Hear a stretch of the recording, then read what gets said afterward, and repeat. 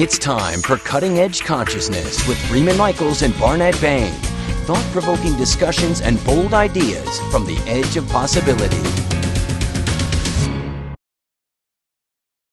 We are clearly not at the end of something. We are not even at the beginning of something. I don't know who it was that has used this term before me so beautifully. We are at the end of the beginning of something.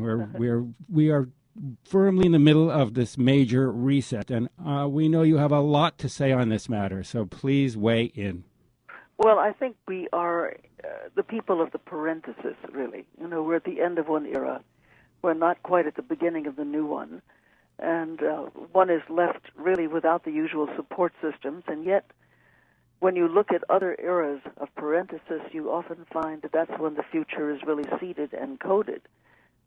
That's the time that you can say, well, we've lived through the good times, now we're in the great times.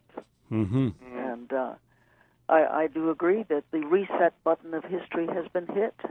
Today looks nothing like tomorrow. We have at least 7 or 8 major global emergencies, each one of which together can create a kind of perfect storm of a world and systems crisis.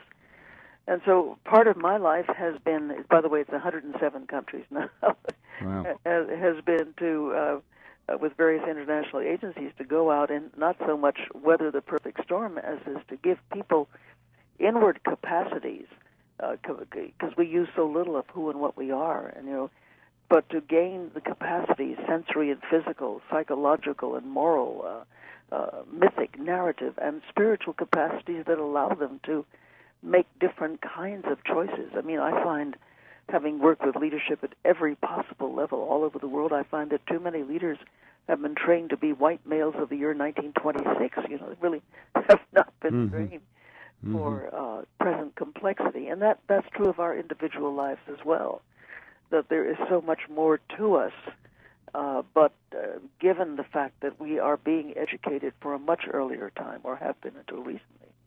Now, I'm curious because I'm sorry. Go ahead. I didn't want to cut you off, but I'm curious because one of the things that's happening is the world has gone global. The internet has clearly changed things, and there's a conversation that's being had. I know this from our show. Besides the fact that we air on radio in Southern California, that we have listeners now all over the globe who are weighing in on the conversation, and there's a shift in consciousness. It's been called the Omega Point. I know that you have a relationship with Teilhard de Chardin, who's a Jesuit priest and scholar who sort of coined that phrase, but others such as Joseph Campbell, that we are really arriving at a fundamental shift, and it's really a global shift. Yes, so it is. It's a singularity in history. Playing into this? Yeah, no one has ever actually... as a student of history, there's nothing that remotely approaches our time. When I was 17, I actually cornered Arnold Toynbee in his office and said, is it true it's just 23 civilizations? He said, no, my dear, there'll be many, many more. And what you will see in your time will make my work look like dust. I think that what is happening is so unique. That you have...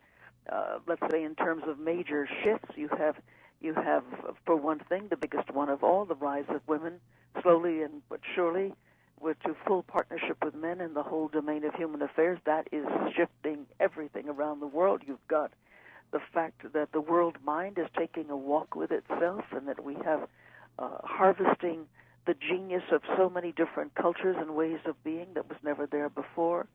You have, the whole fusionary mind. You've got the internet, so that this is also this kind of prosthetic extension of our nervous systems all over the world.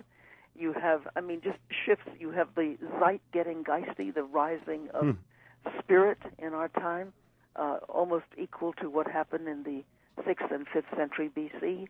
You have the earth in crisis. We have levels of challenges we've never ever had before. It truly is it's not just an Earth event; it's almost a cosmological event. And my problem with it all is that in spite of the extraordinary technology that gives us access to everyone everywhere, our inner lives have not been prepared to deal with this kind of complexity, this acceleration of space and time and things for which our body hasn't been prepared. So part of my work has been catch-up. How do we tap into these immense resources and at the same time stay reasonably sane to be able to take on these enormous challenges and complexity? Well, you talk about body preparation, yes. Which strikes a very powerful chord in me. We are in this country primarily a head-driven culture. We are infatuated with these mental frequencies. We are enamored with logic and reason at the expense of other kinds of intelligences, primarily body intelligence. Mm-hmm. I know that you've had and spoken about experiences all over the world. Particularly, I'm remembering something about an experience you had in Africa, in a village where you were exposed to an entirely different tradition of rising to meet the challenges of daily problems. No, this was a Yoruba-related tribe in West Africa. And Margaret Mead sent me there. She said, "Jean, go out and harvest the human potential." And so she gave me letters of introduction to various elders in indigenous societies, and one was in West Africa. Mm-hmm. And she said, "Find out why they have no neurosis, as we understand it. Find out why they've had no wars." So I went and lived with them for a while, and indeed I found out that they were thinking in very different ways. They were not saying ABC 1, 2, 3 subsection D addendum 4. Not at all. What they were doing is the problem they were dealing was with sanitation in the village, and they danced it and they sang it and they drummed it and they visualized it and they talked about it a little bit. Then they danced it some more. Then they were filled with the Loa, the gods, because through the drum and the dance, and that gave them an expanded sense of consciousness. Then simultaneously they all seemed to have the solution. Sounds like Steiner education to me. Well, yes, but in vivid colors. No. Absolutely. Absolutely. So and I've had the great good fortune of being able to study firsthand these different kinds of cultures and their unique genius. And the fact is that the didactic, rational, linear, analytic forms that have been the celebrated forms in certain Western nations only works to a certain point, and then it carves back on itself, and it becomes destructive.